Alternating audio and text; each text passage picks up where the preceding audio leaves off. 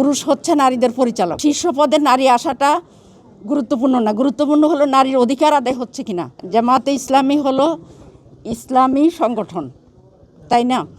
আর ইসলামী সংগঠন ইসলাম মেনে চলবে, এটাই স্বাভাবিক। যেখানে আল্লাহ তাআলা পবিত্র কোরআনে বলেছেন আর রিজালু কাওয়ামুনা আলান নিসায়, পুরুষ হচ্ছে নারীদের পরিচালক। তো এখানে আল্লাহর এই নির্দেশটা, এটা কোরআনের নির্দেশ, এটা ফরজ।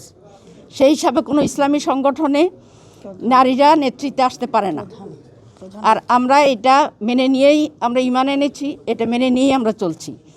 সুতরাং শীর্ষ পদে নারী আসাটা গুরুত্বপূর্ণ না, গুরুত্বপূর্ণ হলো নারীর অধিকার আদায় হচ্ছে কিনা।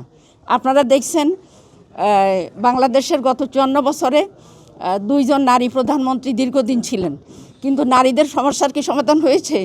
নারীদের প্রতি সহিংসতা কি কমেছে? নারীদের অধিকার কি আদায় হয়েছে?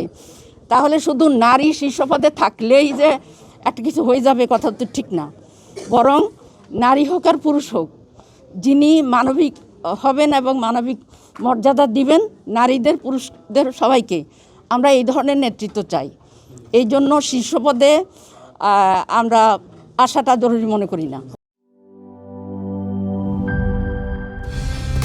কালার এক্সপার্ট, জর্জ স্যাপ এবং মাইল্ড অন হ্যান্ডস টেকনোলজি সমৃদ্ধ অরিক্স ক্রিস্টাল ওয়াশ আপনার লন্ড্রি এক্সপার্ট।